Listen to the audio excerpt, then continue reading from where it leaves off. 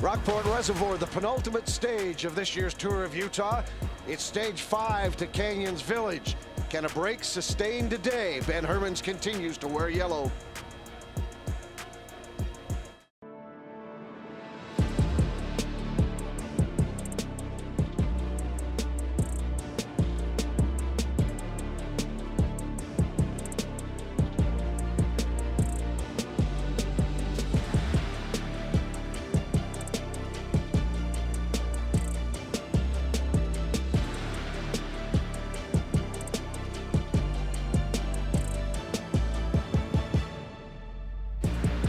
We're at Canyons Village today at Park City Mountain Resort, site of Stage 5 of the 2019 Tour of Utah, presented by University of Utah Health, official medical provider of the Larry H. Miller Tour of Utah, and you. Hi everybody, Steve Brown along with Todd Gogolski. Today, Todd, we expect with a lot of climbing, this may be a GC race. Well, if anybody wants to try and wrestle that yellow jersey off of Ben Hermans' back, they got to do something today. He's shown to be the best climber in the race. Today is lumpy. There's a small climb late. Maybe a tactical move can get away. Somebody's got to try. Almost a mile, vertical mile of elevation gain today. You better have good legs. Meantime, speaking of good legs, how about yesterday going back to the Salt Lake City circuit? It's one that will be remembered for a long time in Tour of Utah history. It sure will, Steve. Let's have a look back at the finish. Connell there coming up behind, gets onto McCabe's wheel, being led out by Alarcon.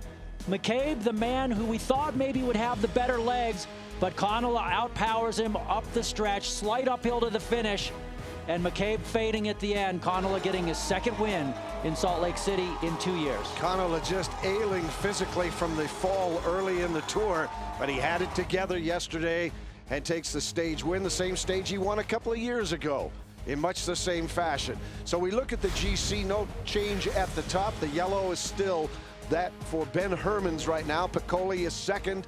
Egg, Murphy, and Stettin round out your top 5 in the GC. Gap's getting pretty big, as you see. Already over 2 minutes. Joe Dombrowski, former winner. Almeida, 2:48 back. Craddock, 3:17. Britton, a former winner as well 2 years ago. And then we've got Badalati, the helper for Hermans, in 10th place. So that brings us to today, and again, a new stage here at Canyons Village, and a start that is going to show them an awful lot of the state of Utah in the 80-plus miles that they'll be going today. They'll see a couple of reservoirs, and then they're going to see part of the Olympic Park here from the Olympic Games that Utah hosted. And really, I think the fireworks will be in the last third of the race. You can see the profile there. That big spike at the end, that's climbing past Utah Olympic Park at Category 2. A very fast finish down and then back up to the finish line here. When they got started here today at Canyons Village, kind of a unique start, good crowd here. Had the jerseys up front, and then they had those first couple of miles of neutral as they rolled off the cobblestones. This is where they will finish later this afternoon. You can see that chute coming down. It could be interesting if there are more than 10 or 15 riders all bunched up, because it is a little bit narrow there. We had kind of a mishap early in this one. Didn't take long. Yeah, look, about 20 riders up there. And that was at a pretty high rate of speed. 66, Filippo Fiorelli, one of the sprinters for Nippovini Fontini. The Gabriel Rojas is the man in the colors of Evolo. But Kyle Murphy, number 26, one of the men in the GC hunt, also went down. Working his way back up again. 4th overall after the 4th stage. He was a minute 46 back. And then we finally got a breakaway, and it was a big one. Started small and then just continued to grow, Todd. Took a long time for these guys to finally get away, as everybody very aggressive. But one of the notables in there in the white jersey is Travis McCabe, second yesterday. He's on the hunt for intermediate sprint points today to try and keep that jersey. First intermediate sprint in the town of Camas here. And look at the right side of your screen. McCabe leading it out, Connell jumping on his wheel as they head toward that line. Those two dueled it out yesterday in the circuit. Salt Lake and Conala came out on top, but Travis McCabe takes this intermediate sprint and the 5 points that go along with it. This is a live look here at the beautiful valley here east of Salt Lake City on a 77-degree afternoon with 20% humidity. Wind has kicked up a little bit today at 12 miles an hour from the west, and scattered clouds in the forecast. Not looking for any moisture, but it is a possibility this time of year, and we've been remarkably moisture-free this week here on the Tour of Utah as the lead group goes through some of the smaller communities there. They went through a moment ago through the town of Wanship. And this is a group of the leaders here. We mentioned McCabe already, number 75. Conala, number 61, is in there. Lachlan Morton, number 1, in that group as well. So some familiar names and then some new names as well. Evan Huffman in there for Rally, his final race before he retires. Hayden McCormick, the man who sprinted a lap early yesterday, is in there, and he is on the hunt for King of the Mountain points, and he actually is now tied with Lawson Craddock because he picked up a KOM sprint earlier today for that competition. Yeah, yesterday a tough looked like maybe he had his first professional win, did McCormick, and then only to cross the finish line as he raised his arms. Everyone told him you still have one more circuit. It's 8 circuits. And that happens. We spoke about the possibility of that happening yesterday, and indeed it came to fruition. It's very difficult at times to keep count as we go back to the peloton, which is 4 minutes and 20 seconds behind this lead group of 11. Well, Steve, okay, a couple of things going on. First, we have not seen a break over 4 minutes yet this entire race. So this is the first serious breakaway of the race. Number 2, we haven't really had to see the team of Ben Hermans and the Israel Cycling Academy on the front to defend. This is really the first time we've seen that. So for the first time, it's possible that Herman's team will get fatigued and he may get isolated late in the race. Defending that yellow jersey, and Hermans has been in it since winning back-to-back stages earlier this week. Yeah, he's been really untouchable on the climbs. Tomorrow, the climb over Empire that plummets down into Park City at the end should be another good day for him, but you never know. And anybody can have an off day. They cannot drink enough during the day. They cannot eat enough during the day. Things happen. I talked with James Piccoli, who has been one of the most aggressive riders in the race just before the start, and I asked him what he had to do, and he said, you know, look, the race isn't over. Hermans may not be as good on Empire, and he's going to keep looking for opportunities to get time, including today. We'll step aside. More racing straight ahead here. Stage 5 of the Larry H. Miller Tour of Utah. They'll wind up at Canyons Village, right where they started. The 2019 Larry H. Miller Tour of Utah is brought to you by the Larry H. Miller Group of Companies. More than 80 businesses united by one simple mission of enriching lives. Zions Bank, for banking built to keep up with life. Zions Bank is for you. University of Utah Health, official medical provider of the Larry H. Miller Tour of Utah and you. Snowbird, proud partner and host venue of the Tour of Utah. And by the Utah Office of Tourism. Experience life-elevating moments in and between Utah's mighty 5 national parks and on the greatest snow on earth. Many visitors don't realize the Canyons Village base to the famed Park City Mountain, the largest fully lift-served resort in America, is barely 35 minutes from the Salt Lake International Airport. It truly is one of the easiest resorts to access in America, no matter the season. Canyons Village provides a variety of mountainside lodging and dining opportunities, plus some of the area's best spas and other luxury accommodations.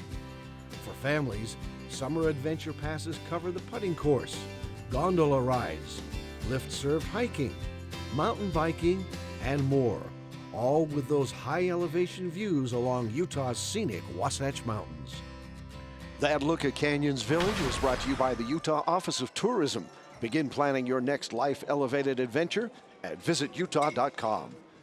A look at the finish line here at the Canyons Village. This is, again, a new stage in the Tour of Utah here, 85 miles today.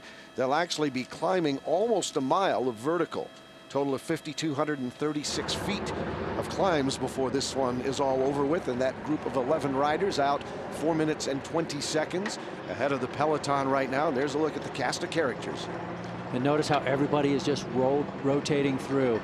We call that a rotating echelon, or just a nice smooth rotation. So the riders on the left side are moving up, the riders on the right side are moving back. And as you're on the left, when you pass the rider that is on your right, then you just slide over. So Huffman, number 22, just slid over. Now Boardman, he'll slide over in front of Huffman. Then Morton comes in front of him, he'll slide over, and so on. So you just have this constant rotation. They share the work at the front. The riders sitting on are saving about a third of the energy of the riders that are on the front. And so that's why everybody has to work together. Take a look at the sprint points, because we're about 1 kilometer away from the intermediate sprint. Travis McCabe with 42 points, threatening to run away with it right now. He took the first intermediate sprint of the day. Connella is in second, and then Hermans, Craddock, and Marengo round out the top 5 for the sprint jersey points. And we're going to take a look at the next intermediate sprint in just a few moments. Yeah, and I talked with Travis before the start, and I said, hey, are you very comfortable with your lead in that sprint classification with the 2 stages remaining? And he said no. He said he really wanted to make the break. He wanted to try and get both of the intermediate sprints today and get 10 more points. He's got some concern about Craddock and Hermans, and both of those guys could pick points up today and tomorrow at the finish. Saw that sign a moment ago. 200 meters to the intermediate sprint here. Everyone just kind of jockeying for position. McCabe is up front. He wears the jersey. Well, okay, so not contested by Connella that time. Last time Travis actually sprinted and Connella sat on his wheel. This time they just gave it to him. All right, well, let's go out on the course inside the Tour with Chad Andrews on the moto. Chad. Hey guys. Sorry about that, guys. I had to reset my microphone. That's probably the sprint that every sprinter wants to have. That sprint that Travis McCabe just rolled across the line. A couple of things I want to indicate.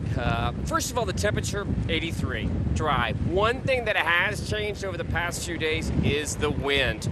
Wind has been steady, 10 to 15 with gusts to 25. I know that when you guys came on the air, you can actually see the echelon that was forming with the lead group. A couple of questions I asked to the directors of the leaders in our race. They were all kind of mixed. It was kind of a weird, eclectic kind of response. First, one was saying 2 minutes will work.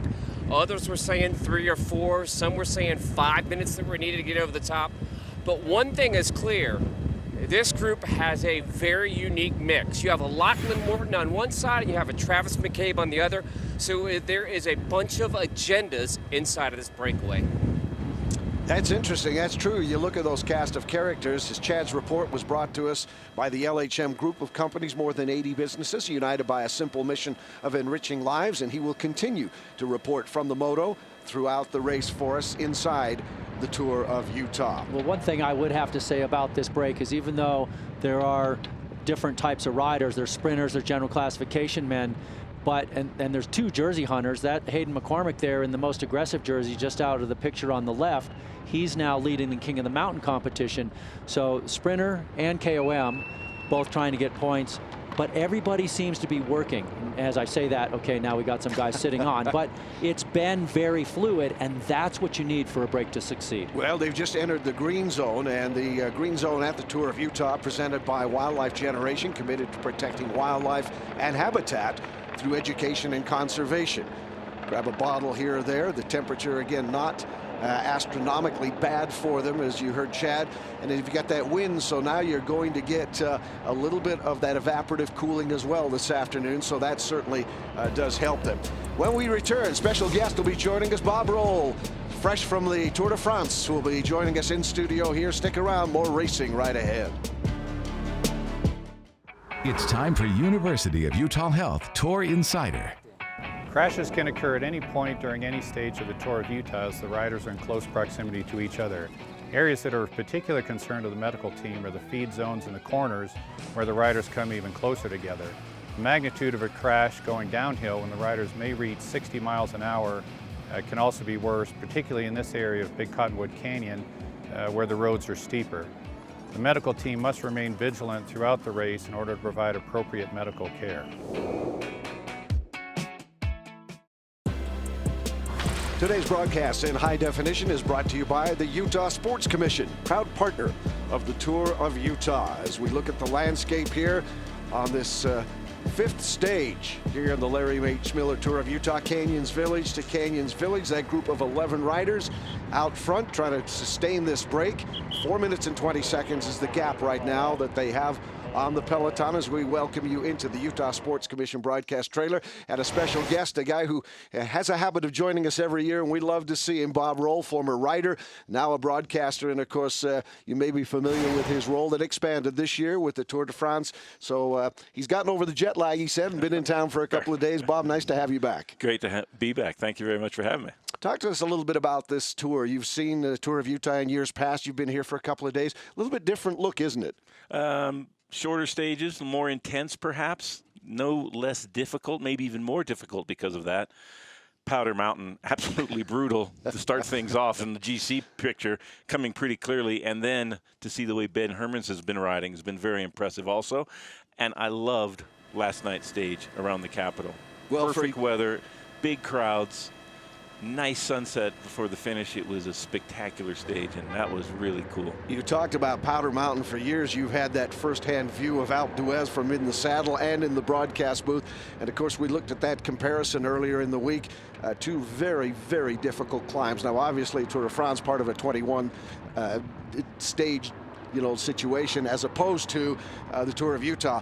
Nonetheless, elevation, heat, all kinds of issues, and now you get a stage like today's, which is the first run of this Canyons Village to Canyons Village. I mean, today is brutal. Powder Mountain, absolutely grim. Comparing it to Alpe d'Huez, if you take those two climbs just separately and do them, Alpe d'Huez a little bit easier, in my estimation. I would agree. It's not nearly as relentless. Each switchback, you get a little bit of a respite. That adds up with 21 of those on Alpe d'Huez. Powder Mountain, forget about it. You're just going straight into the pain cave. It's at the top of the mountain, and you just keep getting deeper and deeper into it the higher you climb. So brutal, and it was great to watch the peloton try to get their way up that. It was a beautiful stage. I really loved that one. Very dark at the back of that cave. Yeah.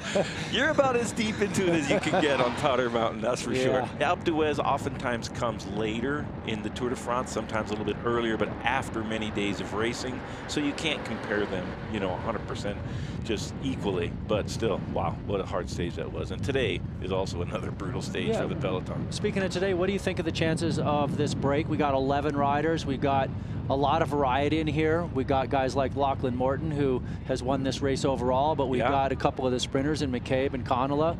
We got two men hunting for the Mountains jersey in there. So, and they all seem to be riding together. Evan Huffman very strong also. Lachlan, like you said, won this race in 2016. I've been saying this each day during the Tour of Utah that somebody in the breakaway is going to succeed. It hasn't happened yet, but I think today it will. Inside of 50 Ks to go, 4.5 minutes to the peloton. No big threats to the GC. So if I was Ben Herman's team, I would just let it stay right here, nice and steady. Try to keep as much energy within the team to defend Ben's lead on the final climbs, not just today, but also tomorrow. So that gives me the impression that somebody, not the whole breakaway, but somebody from the breakaway has been following the wheels, rotating nice and smoothly, and is having a great day. Might not be able to know who that is until the last climb up to the finish line, but I think that somebody from the breakaway today will survive. I tend to agree with you. And also, as you said, Israel Cycling Academy, they don't need to bring this group back. The best man in there is Hayden McCormick. He's 13:59 down. So, and then we got Lachlan Morton just over 14 minutes. So they got a 14-minute buffer that they can let these guys ride out with. So why burn your team today if you're Israel Cycling Academy, and then tomorrow you got Empire to get over? You need to have a full team and a lot of bullets. Yeah, the more power you have, the better in the final couple of days. So I'm their sportsman. I'm really happy with the way the race, not just today, but the whole race has gone so far.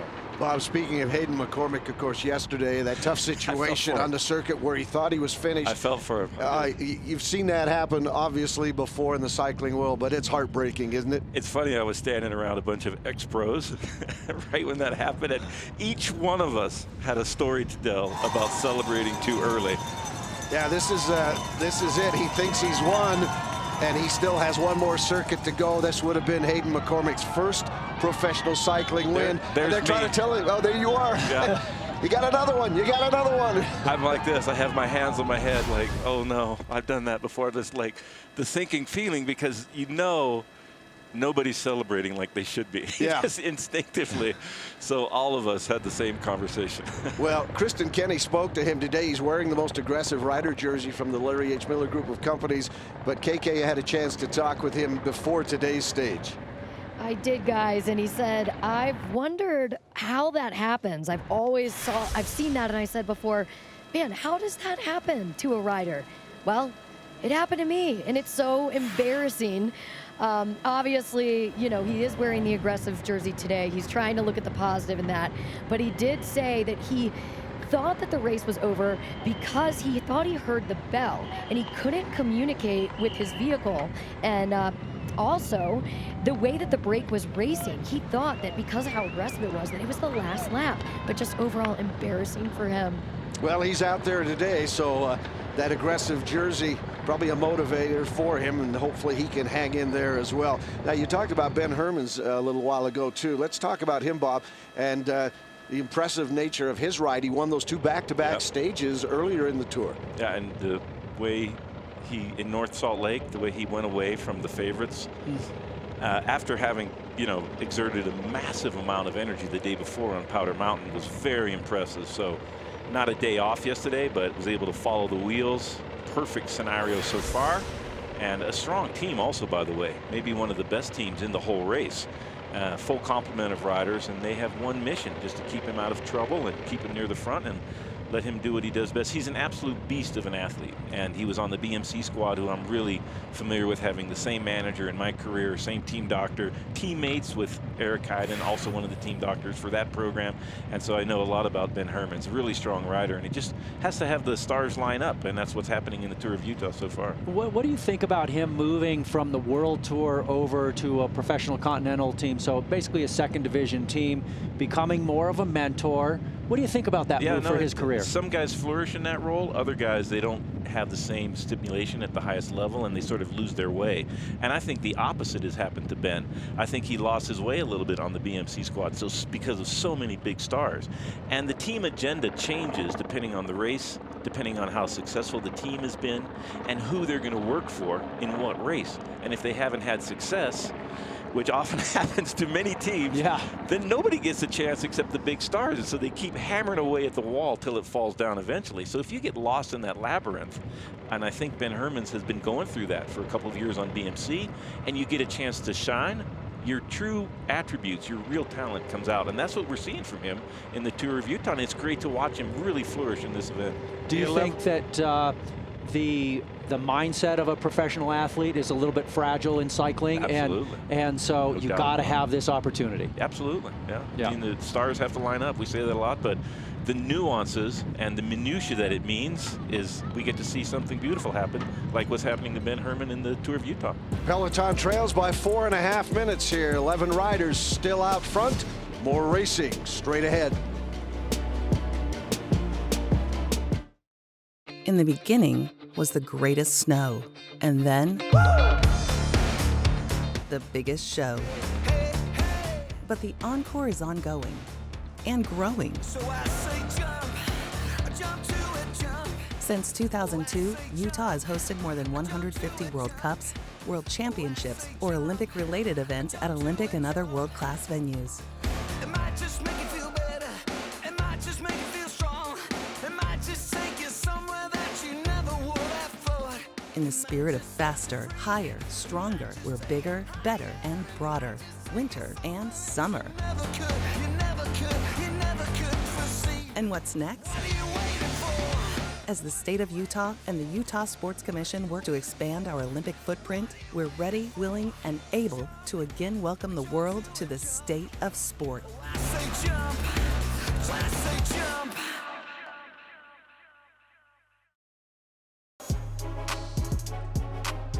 Let's take a look at the 6 leader jerseys in the 2019 Larry H. Miller Tour of Utah. the Larry H. Miller Group of Companies race leader. Of course, that's Ben Hermans. He's kind of grown accustomed to wearing yellow. The Utah Sports Commission sprint jersey is Travis McCabe. The Office of Tourism King of the Mountain, Alex Howes. The WCF Insurance Best Young Rider is Juan Almeida. And Larry H. Miller Dealership's most aggressive rider, Hayden McCormick, after yesterday. And then Bernat Font is the America First Credit Union fan favorite. They're wearing the special jerseys that you will see throughout the peloton today as they go back along the shores. Again, that's the lead group, the shores of Rockport Reservoir, one of the multiple reservoirs within about 35 miles and 35 minutes of Salt Lake City here.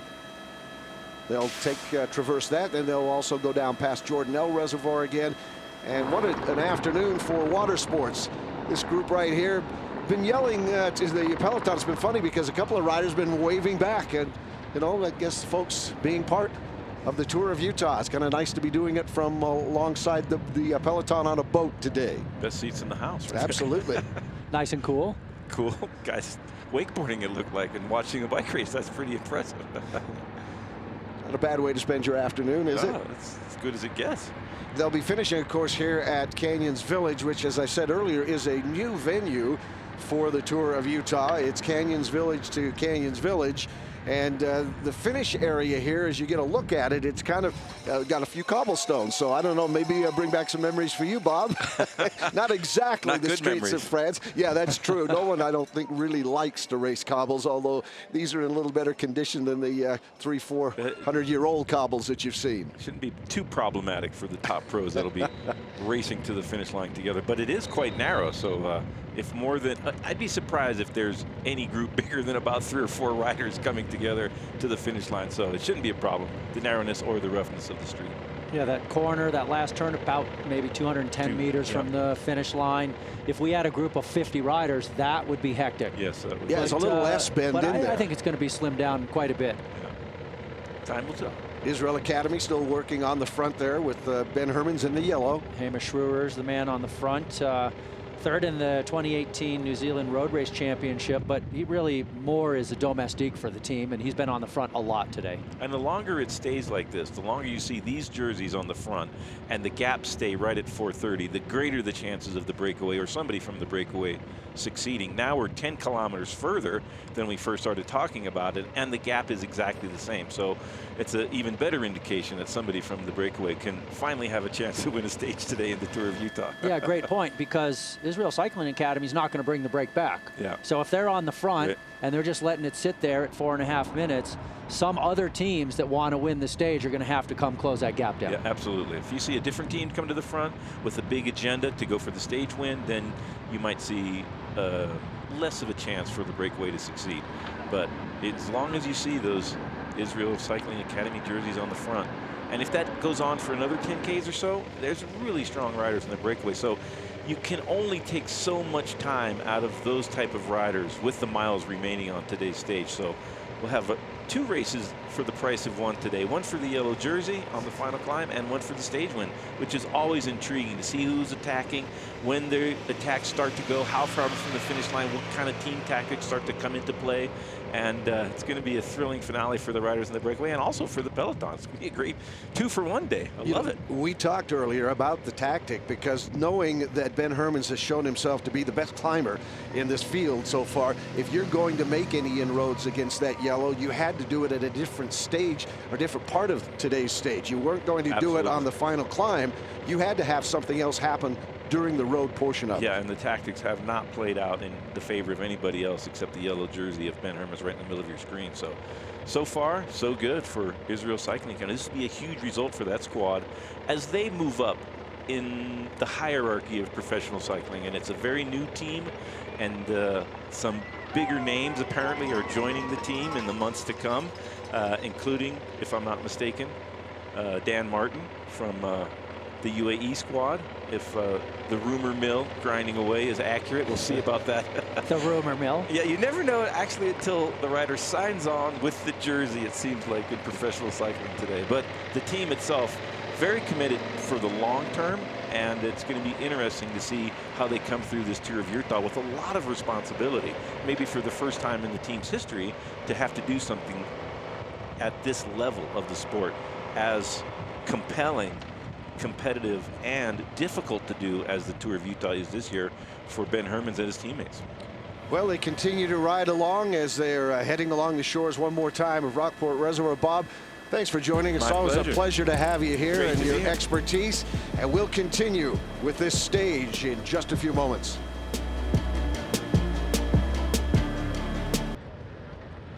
And this is the lead group that continues to get out front here in this Stage 5 Canyons Village at Park City Mountain. 85 miles, almost a mile of climbing before it's over with today. And they continue to be out front. Welcome back, everybody. Steve Brown along with Todd Gogolski.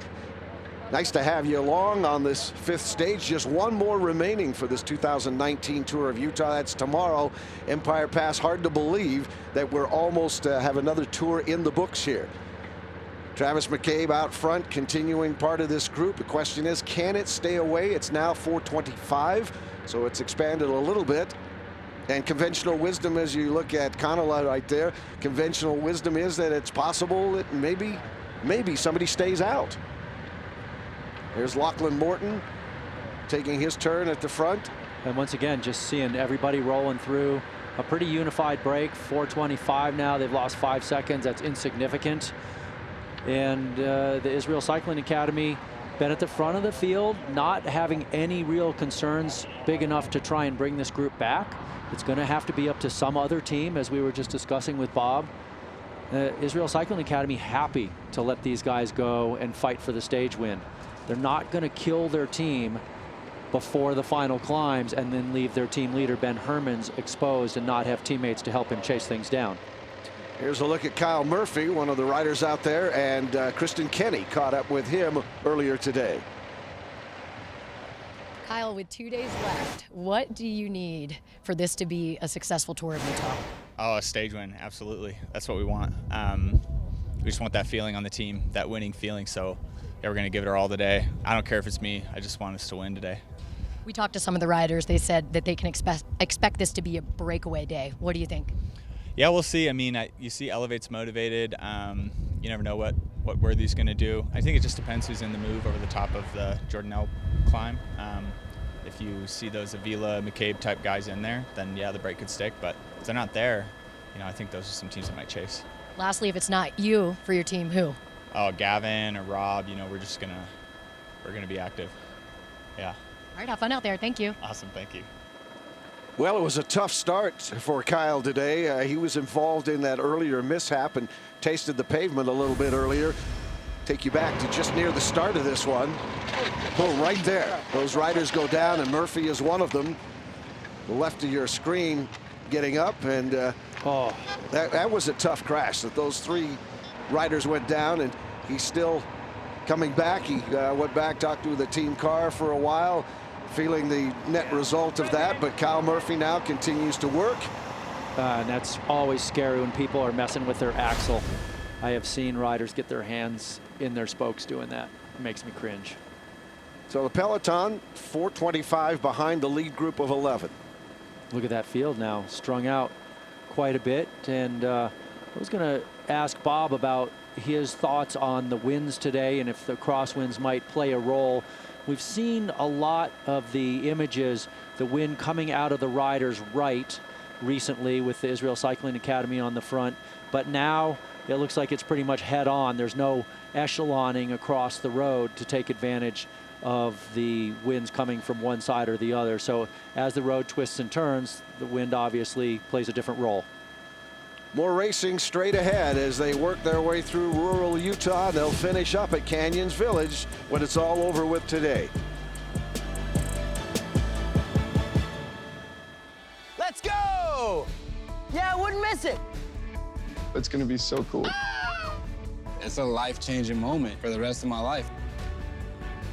This is the champion we've been waiting for. Dwight. Ow!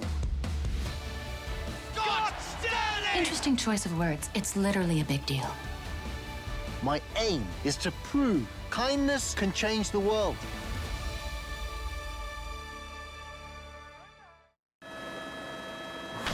Peloton rolls on here as they chase the lead 11. a little over, well, around 4.5 minutes, 4:25 to 4:30, something like that behind. Now it's moved back to right on the money at 4.5 minutes.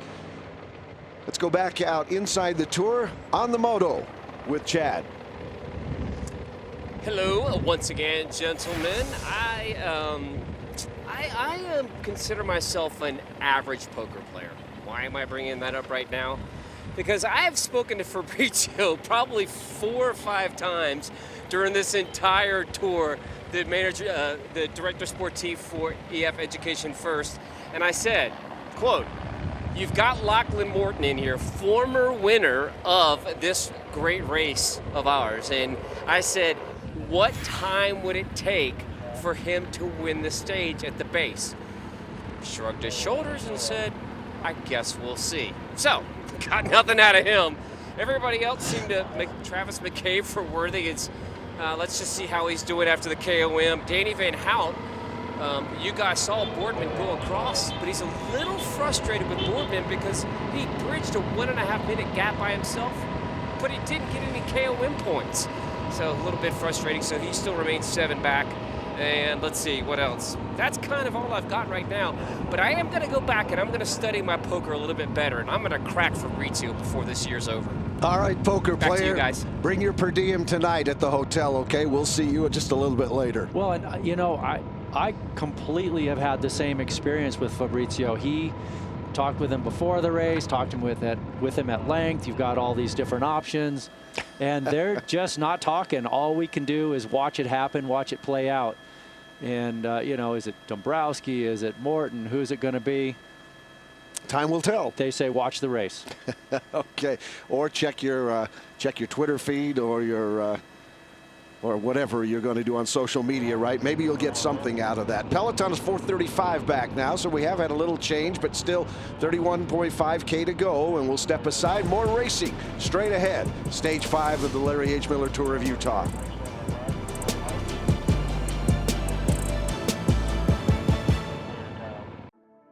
The 2019 Larry H. Miller Tour of Utah is brought to you by the Utah Office of Tourism.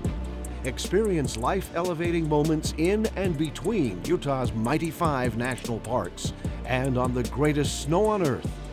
And by the Larry H. Miller dealerships, proud sponsors of the 2019 Most Aggressive Rider jersey, driven by you.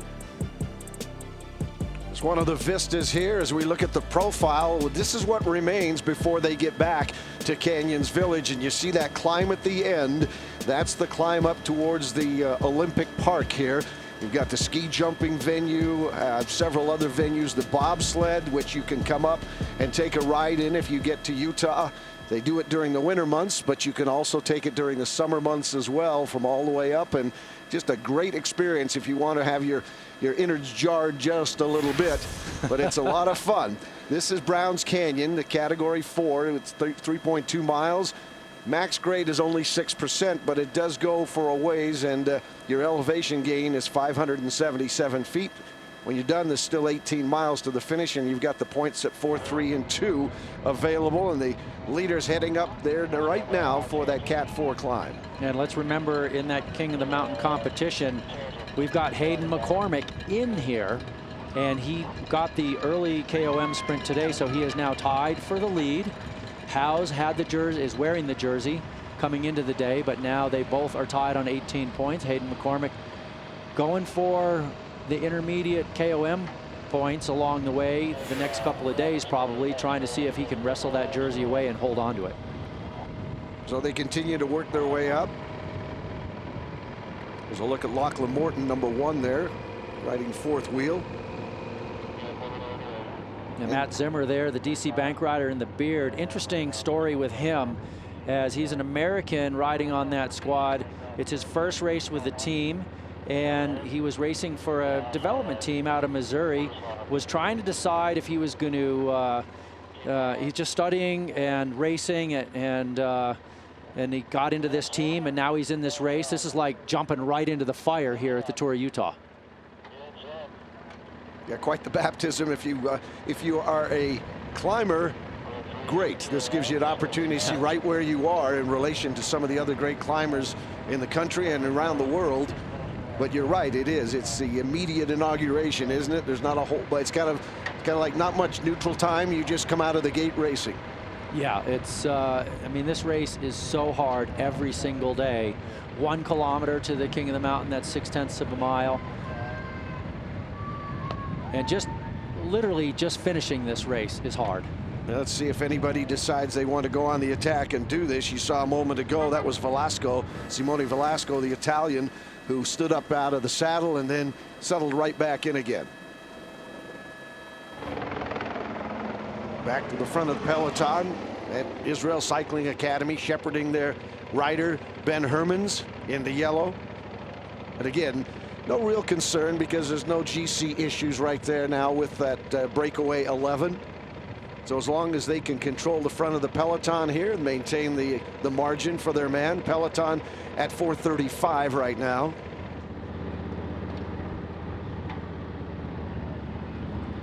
And back to the 11 again, and there you go after the first perhaps feint by number 42 Velasco. Now looks like he's out front of the 11. Will anybody contest? I would expect he'll get a big response from Hayden McCormick. And also look for Sam Boardman for the Wildlife Generation team. He's in the middle of the group, actually dropping back right now in the blue colors. He was the King of the Mountain jersey holder after the first road race stage. He lost it on stage 2. But you would think he would be going for it. Back then, the team said it was going to be a big goal to try and hang on to it. Now he's out of it. He's into 4th place. He's only 7 points down. There's Connelly just passing Lachlan Morton, the 2016 GC winner of this event. And number 22 there, Evan Huffman.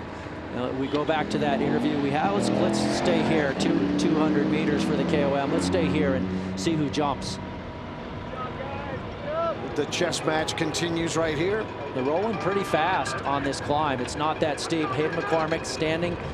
He's just ready to pounce out of the saddle. He's wearing that red jersey as the most aggressive rider yesterday. And there he goes. Yeah, McCormick says, I'm going to take these points. And no one goes with him except Superman. And he's just blown Superman away, so he must be riding pretty well. McCormick will take the points. Clearly feeling pretty good. And does Boardman even go for it? Boardman not going for the points. So odd. He's in 4th place. There he is, right in front of the pink jersey of Lachlan Morton. So Hayden McCormick padding his, well, now he was tied. Now he's into the lead. Talking into race radio there, probably still wishing he had a little better communication yesterday on that circuit in Salt Lake. Getting a little bit of sustenance there. Hydration. Hayden McCormick alone on top of the KOM points with 22. Howes following him. And then Hermans, Boardman, and Piccoli. And as you said, Boardman not contesting that one at all. Yeah, very odd. And maybe he just feels that it's not possible, but you're in the break. Why not go for it? So I was just going to talk about Evan Huffman, and we head back to the field. We'll catch up with Evan later. This is the Israel Cycling Academy, still on the front of the peloton, controlling things. You saw Trek Segafredo right behind them there, just to the left. But we'll step aside now. 18 miles left in this stage. One more stage tomorrow here in the 2019 Larry H. Miller Tour of Utah.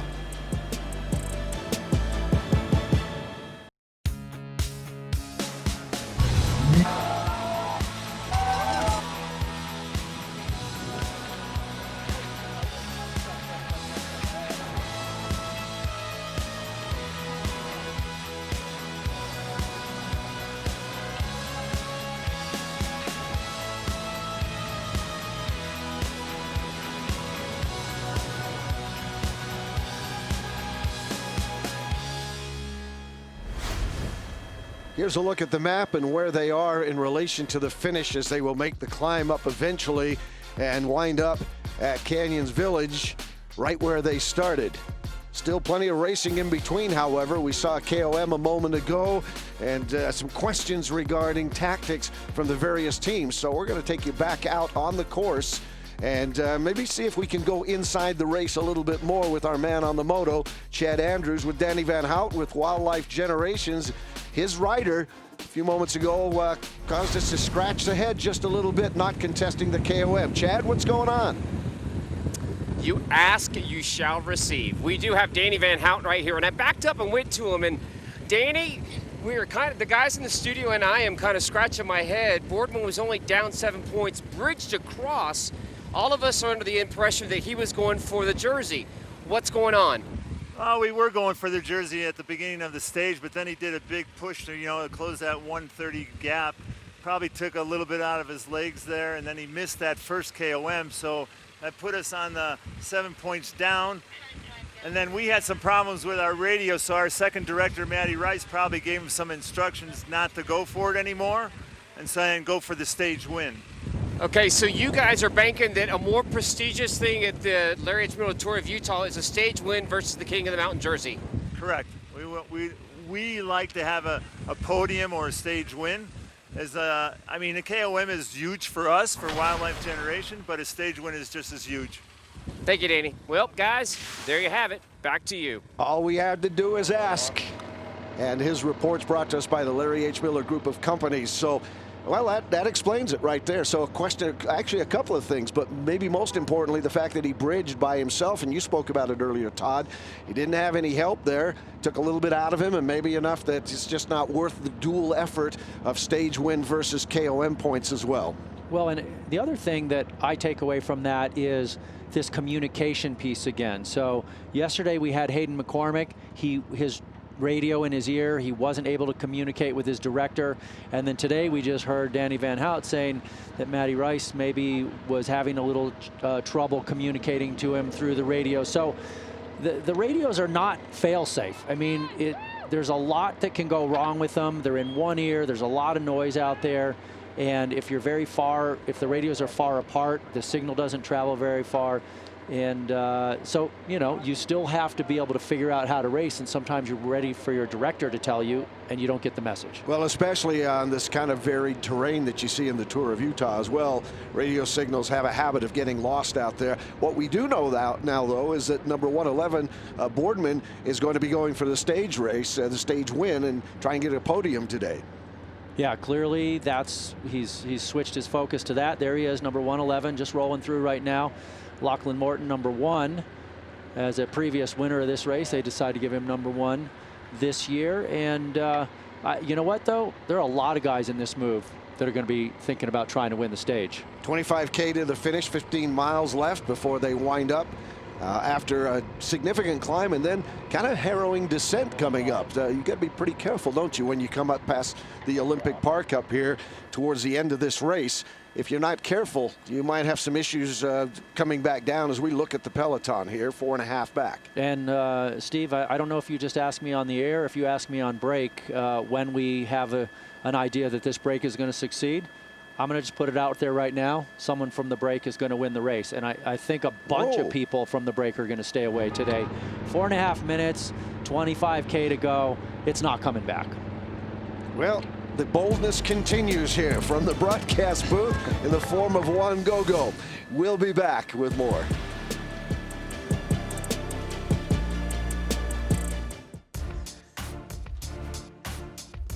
Just a moment ago, you heard my broadcast partner Go-Go tell you that he thinks that this break is going to stay away, a bold prediction. So it's time to check out his bold predictions along with the other broadcasters throughout this tour. Frankie. Well, Frankie's still on the big goose egg. He picked Rob Britton today. Chad Andrews. Chad got James Piccoli.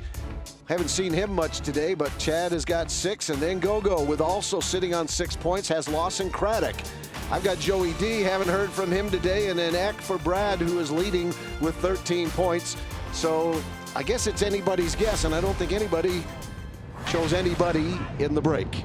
Except Todd, who just says now that it's going to stay away. Yeah. So you would like one of those guys. If you had to repick out of the group, who would you take out of this group? Ooh. I'm not ready to answer that question. Okay. No, Connell is not going to make it. Lachlan? See, look at this. The indecision now from the one who was so bold and out front a moment ago. He's still not, he's not going to tell you. That's the way it is. Well, you look at that group up there, and Todd says somebody from that group is going to win the race.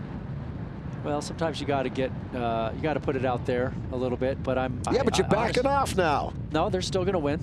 Okay. You're just not going to tell us who, right? Apparently there's some wind going on out there, and that's not surprising from what we saw earlier. So let's go back out inside the tour with Chad. Chad, we can hear it in your microphone. Pretty breezy. Yeah, it's real breezy, guys. I actually have had to put down my face guard, and we're literally going not that fast, but the wind today has always been left to right or right to left, but today we talked to a couple of the directors, and they said, oh yeah, a very well instructed director and knowledgeable director will tell his team about the wind coming in. And I knew it was going to be windy, but I was curious to see if the teams would know it was going to be windy. And yes, guys, I can confirm it is a block headwind at this point. So should lean towards the peloton a little bit, or maybe it'll just take the starch out of them and they'll just say, you know what, the brake is gone.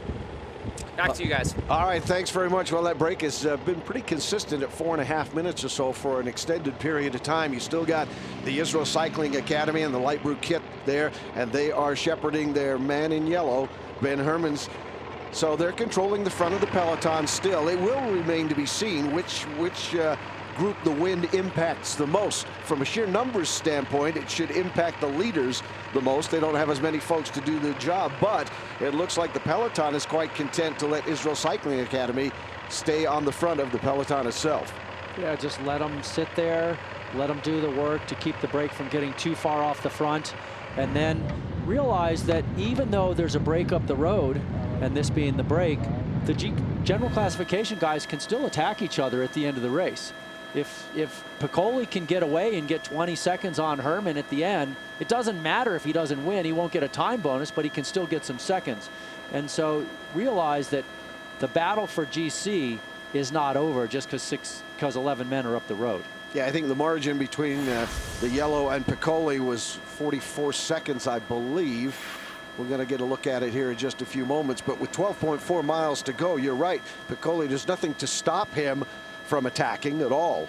Yeah, I spoke with him before the start, asked him how he's feeling. He says, great. I said, what do you think anything can happen in the GC today? He said, it's possible. I asked him if he was going to go on the attack, try and make things happen. He said, absolutely. He will make a decision in the race. If he sees an opportunity, he's going to go for it. 20K to go. 18.4 miles. If I've got my 19.5K, so they actually come down 12.1 miles to go. So there's still plenty of racing, and again, the terrain, as much as anything, we talk about the makeup of this break, and it is kind of an interesting mix.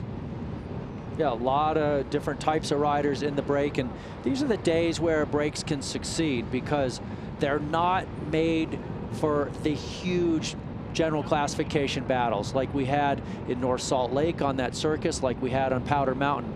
Those days are so hard, the climbing's so intense, that the general classification guys are just going to, through the natural selection process, they're going to be at the front and they're going to be battling one-on-one.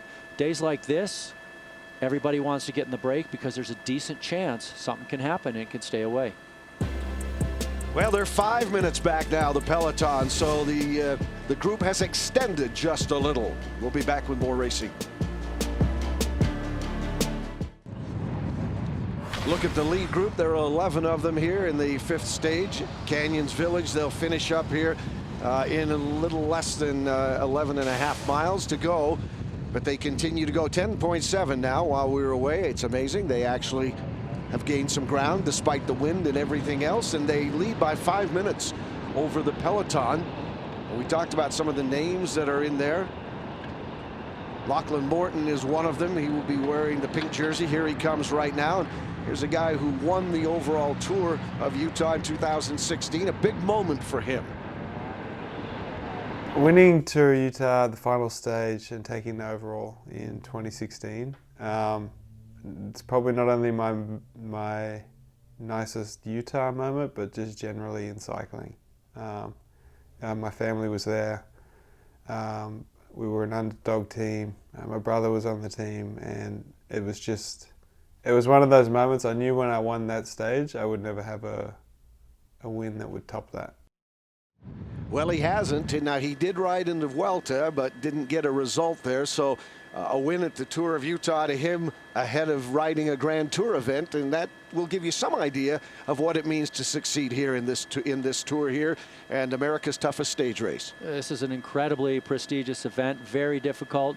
He got the overall win then. He's won 3 stages of the Tour of Utah between 2013 and 2016. He also, in 2016, won the Tour of the Gila in New Mexico, which is another climbing intensive race, but not like the caliber of the Tour of Utah, not even close. Well, for a little bit more on Lachlan Morton, let's bring in Kristen Kenny. Kristen. Guys, I love the story he told us because he mentioned his brother was there for that incredible moment, but he and his brother actually take trips every year to, quote, get outside their comfort zones. This past November, they were in the Albanian Alps hiking in what he said was potentially dangerous situations. This is something that is really important for him and for racing because it gives him renewed perspective and appreciation for the people that he meets, and really just tests the limits and puts him in these uncomfortable situations that he can apply to days like today and events like the Tour of Utah. Well, thanks, Kristen. Speaking of uncomfortable situations, by the way, you know, we go back to mid-race, midweek, the Powder Mountain result. We found out the other day that our intern, Lindsay, when she went to make our food run for lunch, came across a bear on the road as she was driving up the Powder Mountain thing. So you never know what you're going to see in the Tour of Utah. We've seen buffalo, bison before. We've seen deer, antelope, moose, elk. And now we can add to that total a black bear on the road, just on the side of the road. Luckily, the racers had not made that portion of the stage when they came. I can't imagine what the look on their faces would be, a lead group rounding the corner and seeing a black bear sitting on the side of the road. But hey, welcome to the Tour of Utah. Yeah, it's we get into some very remote areas, very high alpine terrain as well, and so there is plenty of encounters with wildlife.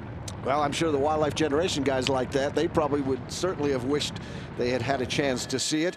Meantime, this lead group of 11 out by 4.5 minutes. So the 4.5 to 5 minute gap in the peloton, it's fluid right now, depending on the terrain that they've been covering. But with 9.4 miles to go, I think everybody's pretty convinced that this will hold up. Yep, there's no doubt in my mind that that breakaway is gone, and they will contest the finish. The group back here, the very different race from the breakaway, just looking for opportunities to grab a few seconds in the general classification battle one way or another. So we'll start to see these guys, we'll see the anxiety level go up here a little bit.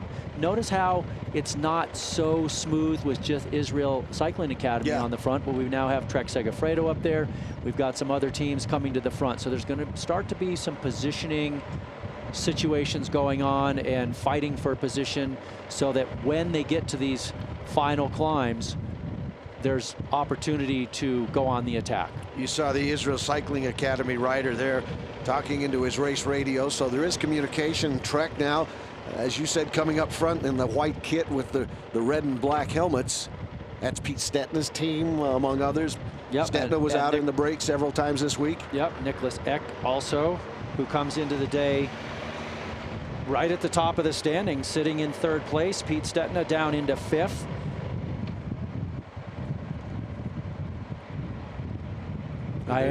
Pete Stetna rode by me this morning. I said, hey, you going to try and go for the break today? He just laughed. So clearly he's not thinking about trying to get in the break. He's trying to do it from the group of favorites.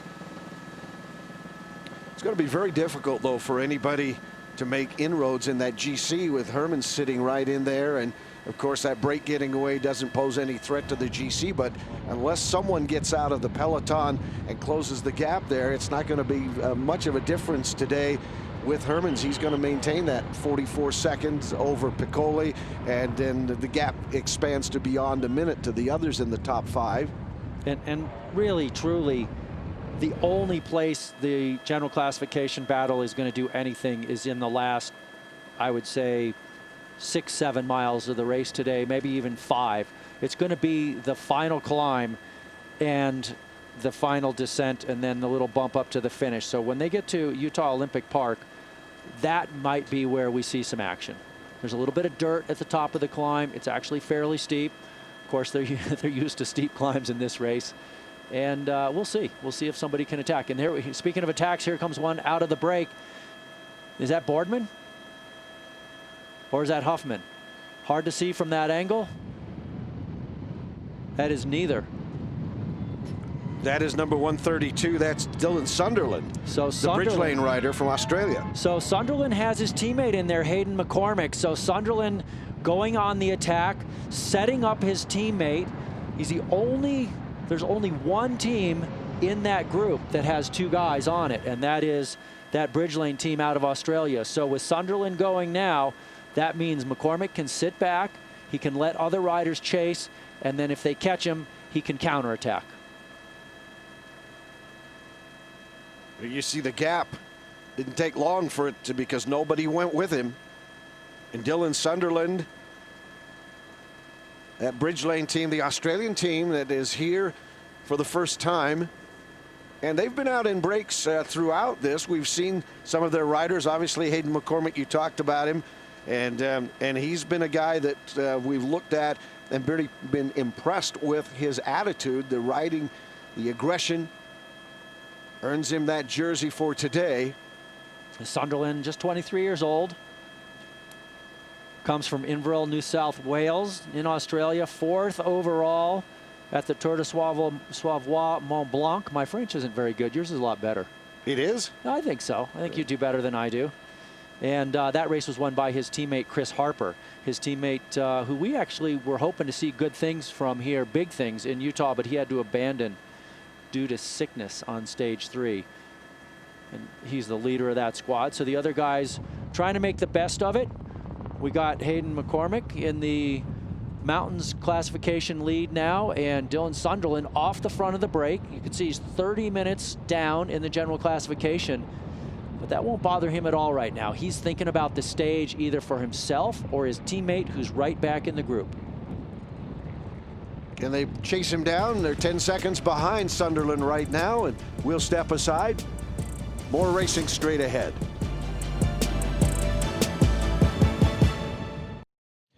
And there's a look at Sunderland, your leader right now, getting close to the climb all the way up to the Utah Olympic Sports Park. You see, a moment ago, you saw the, well, I guess it's the obelisk, basically, that signifies that. And our own Todd Gogulski had a chance to climb that climb himself, and, well, this is the result.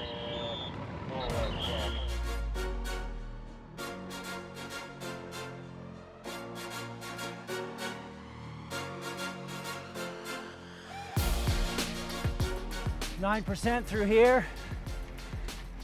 Once again, another hard climb. Not super long, but at the speeds these guys are going to be going, this is going to hurt.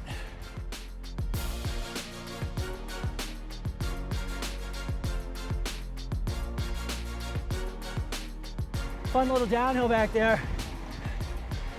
They'll rip through that.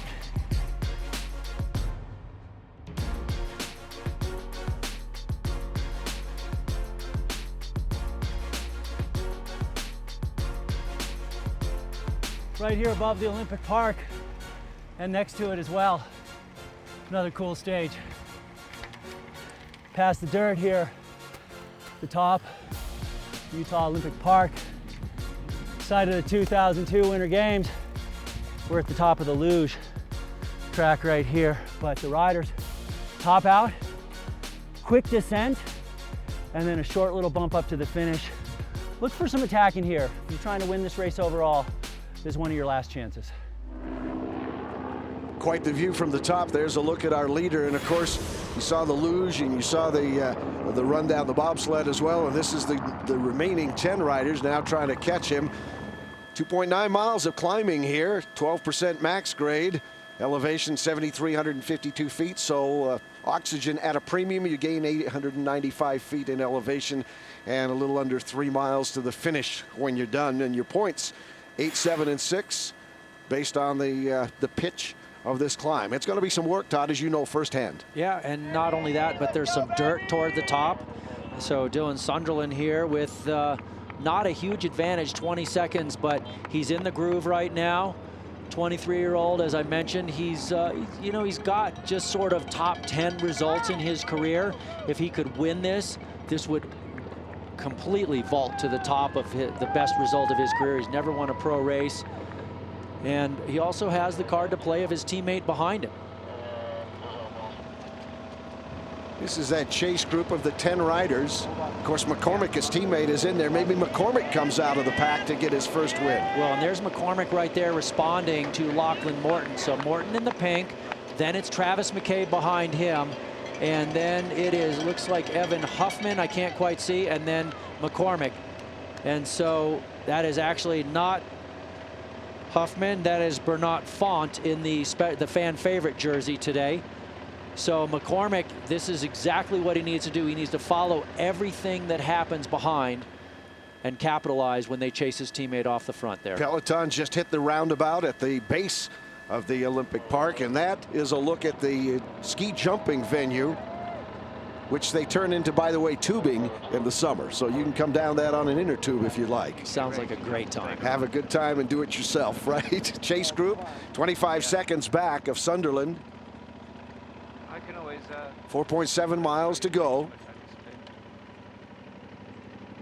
And then they've got a tricky little area, don't they, coming up. There's some descent. So it looks like it's just Lachlan Morton and Hayden McCormick now. As we get up a little closer, we'll see. Yeah, they have moved away. Indeed it is. Sunderland up front. And these two right behind. So I'm actually I'm thinking that this Bridge Lane team is doing a fantastic job tactically right now. And I'm thinking that Hayden McCormick is going to win the stage. And this is the reason why. I don't think Sunderland is going to stay away, but Lachlan is going to keep chasing him. And meanwhile, he's being marked here by Hayden McCormick in that most aggressive jersey from yesterday. So McCormick just gets to ride the wheel. He gets to conserve a little bit of energy. Yeah, does it hurt? Sure. Is Lachlan Morton a really good climber? Yes, he's a world-class climber, so it's going to hurt him. But if he can stay with Morton, he'll probably be able to outkick him at the finish. Sunderland, meantime, continues to look back and see what's going on behind him. That's the gap right there. Lachlan Morton in pink. McCormick just riding his wheel.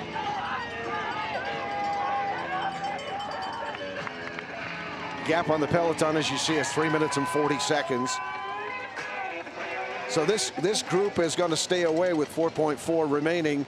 And let's bring Chad back inside the tour again. Chad? Hey guys, real quick, you guys were talking about the physiology of Morton and McCormick, and McCormick, when he followed Lachlan's wheel, as you guys can see right behind us, he was nose breathing, whereas Lachlan started opening his mouth a little bit. And Todd, you can speak to a bit more about that, but I thought it was very interesting to watch McCormick simply, could be poker, but it's really hard to do a poker move when you're mouth breathing versus nose breathing. Yeah. Back to you guys. Well, that's really interesting, Chad. So what he's talking about is if you can hang on a climb and basically be breathing through your nose, it means you're not close to the edge. I mean, think about it. If you are doing, let's say, wind sprints, your mouth is going to be wide open to get as much oxygen as you can. If you're able to breathe through your nose, you probably got a lot left. So now Lachlan Morton asking these guys to pull and not getting any help at all. The two teammates said no way. And they don't really have to pull. So Lachlan's going to try and do something by himself, but McCormick going right with it. Yeah, McCormick does look good. This is really frustrating for Lachlan Morton, but really McCormick has a couple of objectives right now. One, there are KOM points at the top of this climb. He is now leading that competition by virtue of the 2 earlier KOM sprints he won. He wants to get more points for that. 2, he wants to win the stage, and Lachlan Morton is the more accomplished rider, and sometimes you make a little bit of an enemy and you try and win the stage, and if you can get it, it is huge for you as a rider who's coming up. Well, let's point out too that Morton is an Australian, And the other man is a New Zealander. So they've got a natural competition and rivalry there anyway. So Hayden McCormick, the New Zealander, Lachlan Morton, the Aussie. And it doesn't look like Hayden's going to give him any help. Now watch this downhill. It's short, but it's immediately up to 40+ miles an hour. That right turn at the bottom, a little bit tricky, and then right back into the climb again. And there is some dirt. It's very hard packed, except for one right turn is pretty loose. And if they haven't looked at it recently, because it can change from day to day, they may take a bad line through there. The inside line when I was on it yesterday was very loose. And then straight back up to climbing. So that was their little respite. This is the front of the peloton. There's Lawson Craddock there, Ben Hermans, Kyle Murphy on the right. Hermans, interesting, on the front. Where's his team? Rob Britton on the left in the blue jersey, a rally. Keegan Swerble back there for Worthy, just out of the left side of your screen. And here goes an attack. That's Worthy. Svetkov. Sergei Svetkov going up. And Rob Britton responding. It doesn't look like Rob Britton is able to close it. Let's give it a second and see if he can find his legs. So how quickly it all changes. The entire Israel Cycling Academy team was there looking like they were in full control. And now for the first time in the race, Hermans looks a little bit vulnerable. Meantime, up front, you still got Lachlan Morton and McCormick. McCormick just taking that second wheel. I'm sure Morton not very, Lachlan Morton not very happy about that. No, he's not. And it's bike racing. And you can't force somebody else to pull. And McCormick is, he's never won a pro race. He's a guy who wants to win a pro race. He could win this Mountains jersey. And this is his best shot. If he starts taking big pulls with Lachlan might drop him. So he's playing his cards the way he has to. It's around this corner that they will get into the dirt. And Huffman trying to come across to our two leaders. Huffman, let's not forget, retiring at the end of this race. In 2017, he had a magical season, won 2 stages of the Tour of California. He won the Tour of the Gila overall. He helped Rob Britton win this race overall that same year. And here they are into the dirt. Yeah, it's not long, but it may be a factor right here. Morton still out front. Not getting any help at all. No, absolutely not.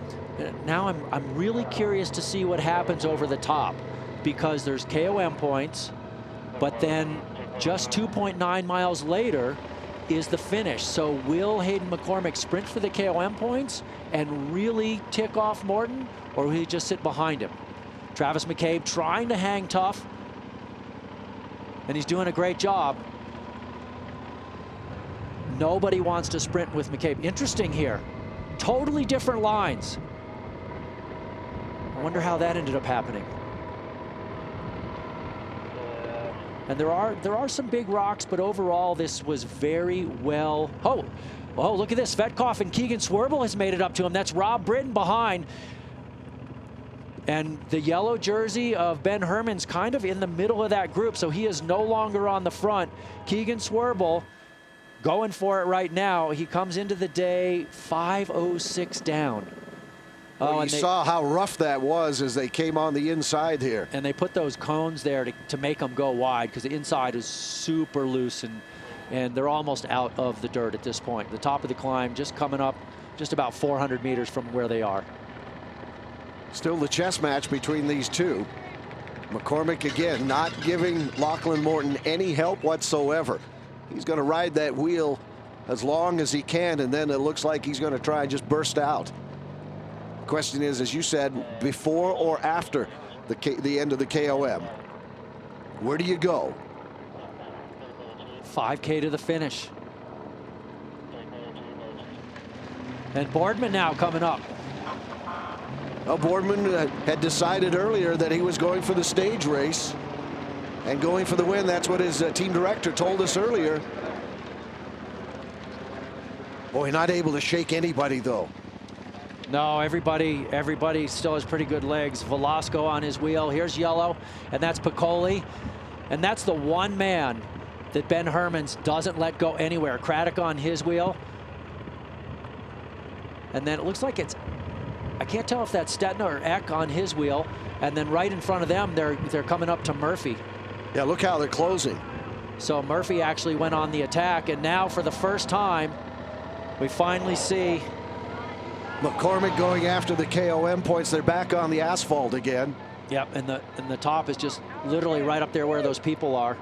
And Lachlan probably won't even sprint. He doesn't care probably about the King of the Mountain points. He's not in the hunt for that classification. He's hunting a top spot on the podium today. The stage win right now is what it's all about.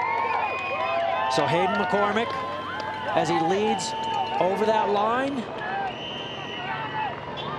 And now he has a bigger lead in the King of the Mountains competition. He had a 4-point advantage before that. This is Huffman.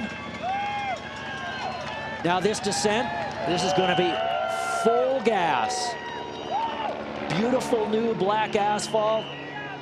A really sweeping and slightly tap the brakes on the downhill. Hermans making his way at the end of the dirt and back onto the pavement again.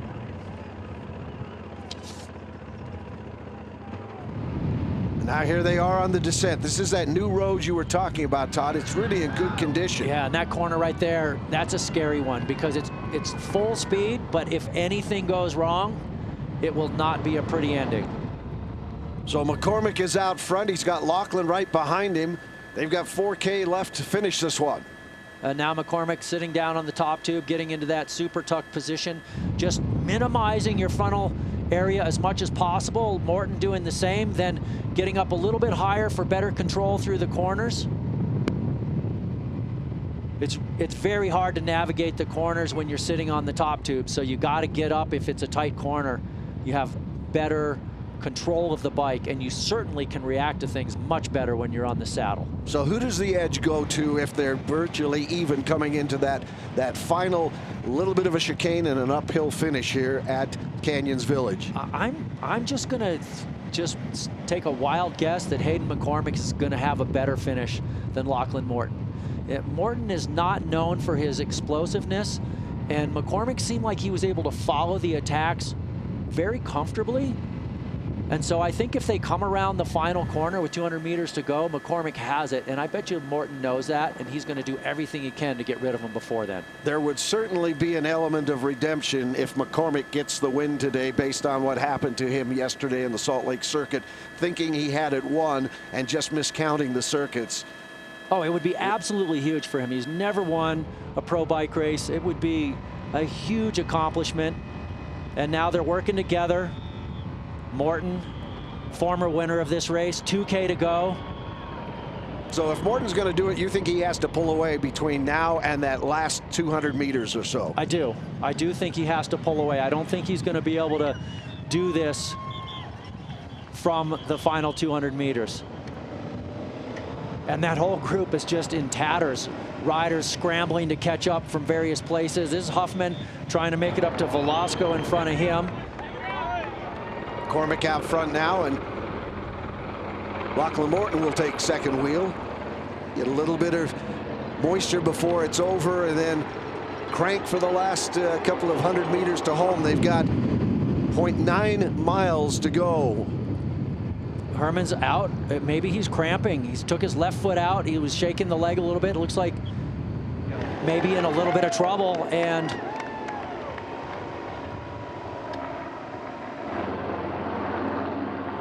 the two of them still going. You see Morton standing and McCormick still in the saddle. I watch for McCormick for Lachlan Morton to attack at the end of this pole.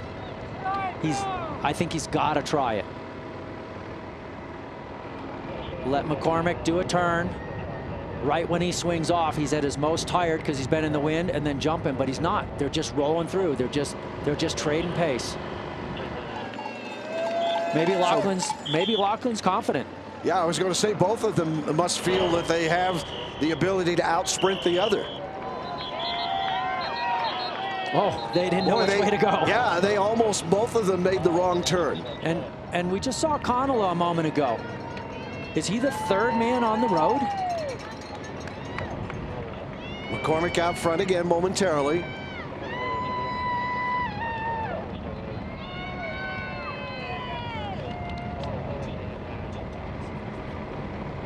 Well, who is going to make the move? That's the question, and who has the ability to do it? That's the cabriolet lift that we started this broadcast in, Todd and I. Now here's Lachlan Morton still just sitting off the wheel. Here's the next group. Okay, so Huffman, Velasco, Canola in pursuit. Marco Canola there at the back of those three. And who are these yahoos on the race course? Get out of the way, people. There goes Lachlan Morton. Now the question is, can McCormick go with him? Right on his wheel. Finish line is at the top of your screen there. Just they'll come around the hotels and then straight down that chute to finish. I wonder if they had a conversation and just said, hey, let's just ride it to the final and drag race it. Sometimes riders will do that. I'm surprised there hasn't been an attack. You saw McCormick looking around just to make sure where that next group is. Are they a threat? The answer is really no right now. It's these two who are going to decide it. But it's not super far back, and they've 500 meters to go is the group with Canola in it, and he has got a huge kick, so they can't dilly-dally around too much on the front. McCormick leading Lachlan Morton. They'll be making that swing for home in just a few moments. It's McCormick. Morton. Oh, here goes Morton. Here goes Lachlan Morton. So into the final 200 meters, Morton hits it first. On the inside, Lachlan Morton. He's got the lead right now. Does McCormick have enough? He came so close yesterday. Does he have enough today? It's Lachlan Morton still hanging on. The crowd cheering him on. Lachlan Morton coming down to the finish line. Who has the most legs left? Morton on the left, McCormick on the right, and they come under the banner. Oh, really close. We might need the photo finish. Neither one of them raising arms in victory right now. Now here's the chase group. There's Canola. And Velasco leading it out. Velasco looking great. Canola doesn't have the legs to match. Huffman in fifth. They finish about 14 seconds behind that second group. But who got the win is the question. Yeah, very, very close. I thought Morton was just going to ride away with it there at the end, and then right at the last moment, McCormick came up next to him. So did McCormick get his first win, or was Morton able to hold him off? And you're right, I think we have to go to the photo to check it out. Lachlan Morton looks like he had it. Other men from the break. But just moments ago, we were seeing Ben Hermans actually getting away from the other group of favorites. So once again, unstoppable. James Piccoli chasing him. And Hermans, this guy is untouchable. Yeah, I think he's going to be unstoppable now with Empire coming up tomorrow. They didn't do it today. They didn't chip away. If anything, he pulled a few seconds further ahead of James Piccoli in second. And then Murphy, and then Piccoli there. Eck. Lachlan Morton, did he or did he not hold on and win this one? Well, he's getting some high fives. Lawson Craddock giving him the big hug. Maybe he got it. So here we go. Craddock out in front, or excuse me, Morton out in front. And this is where the move coming up. Oh, man. They both threw their bikes, Wow. and I think Morton got it just barely. Wow, that was really close. What a finish. Yeah. Morton got it. Morton got it, but boy, not by much. Wow. Saw both of them throw the bike at the last second. Great job. Great sprint by Lachlan Morton there. And McCormick as well. What a gutsy performance that he put in today. Still hasn't gotten his first pro win. It was a little closer today than yesterday. Yes, it was. Lachlan Morton unofficially with the win. Hayden McCormick second. Velasco, Canola, and Huffman the top five. What a finish. Very well played by Morton to lead it out. Lachlan Morton, just enough, it looks like, for today's stage.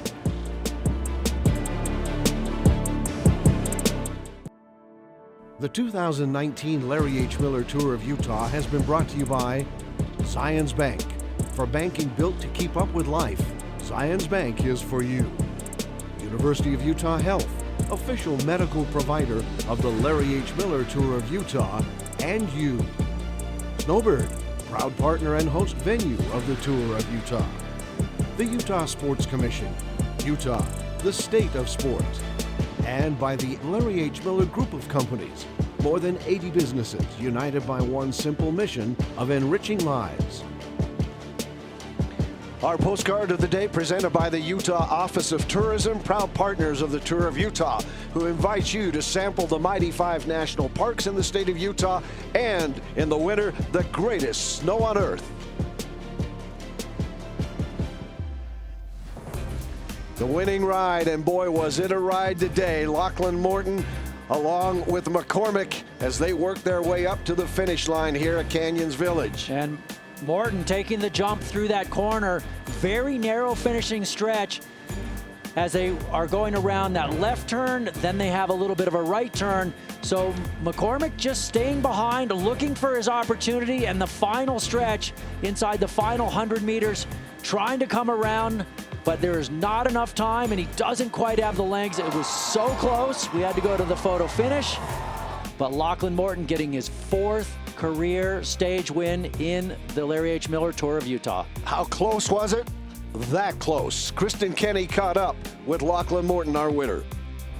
Well, how about that? A photo finish, Lachlan. I know you've had so much success here at the Tour of Utah, but how would you sum up this stage win?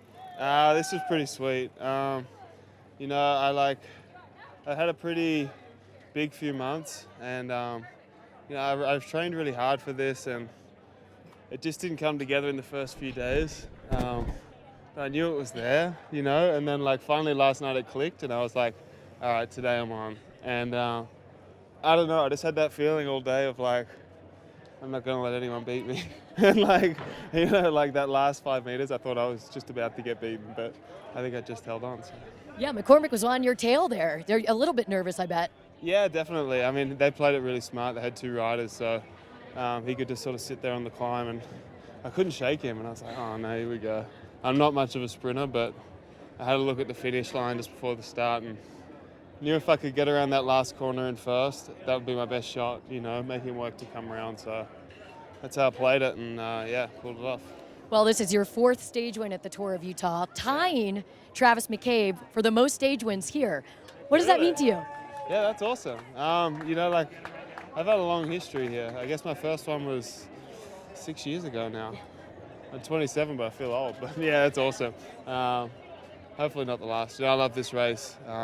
It's always a target every year, so I'm glad to be back and on the podium. Congratulations, Lachlan. Thank you. A good one for him, and of course, Ben Hermans continues to wear yellow with just 1 stage remaining. Looks like it's going to be his tour to lose, and Empire, he knows how difficult it is, but the way he's been climbing all week, you'd have to really stretch to bet against this guy tomorrow. Ben Hermans continues to wear yellow, and this is the way the GC looks. James Piccoli still in second, 46 seconds back, and then Eck, Murphy, and Joe Dombrowski. That's your top 5, followed by 6 through 10. Almeida sitting in 6th, also the best young rider. Pete Stetna there in 7th, Craddock, Britton, and Badalati. So not a lot of change there in the general classification. And for McCormick, well, he gets the KOM jersey as he continues to put points into that category. He stands by with our Kristen Kenny. You started in the most aggressive rider jersey today, now claiming the KOM jersey. And I would have to say that this finish was a lot better than yesterday. Yeah, obviously today the plan was to have a teammate in the break with me and go for KOM. And so many times you make these plans and it never ever works out, and today it was just perfect. And yeah, again, it's sort of till the last 50 meters, but I'm happy enough for Morton. He's actually someone I've looked up to for a long time, so to race against him was pretty cool, especially in the way it panned out. Yeah, he told us, you know, it was hard to shake you. What was your mentality keeping up with him and staying on his tail for that last stretch? Yeah, I was actually in the locker there. I was just trying to crack him, sort of riding on his hip just to make him think oh, he's really good. So I just rode on his hip. pretty much the whole way up until I knew I was in the clear, and then took the last KOM points. Would you say that this is redemption from yesterday? Just far away from redemption. All right, great job. Thank you. So for Chad Andrews, Kristen Kenny, and Todd Gogolski, I'm Steve Brown. That wraps up Stage 5 of this year's Tour of Utah. Today's winner, Lachlan Morton. Be sure to tune in tomorrow for Stage 6 coverage beginning 7 Eastern. For all the latest updates and news, be sure to check out tourofutah.com. This has been a presentation of Utah Cycling Partnership, Inc. We'll see you all tomorrow for the grand finale of the 2019 Larry H. Miller Tour of Utah.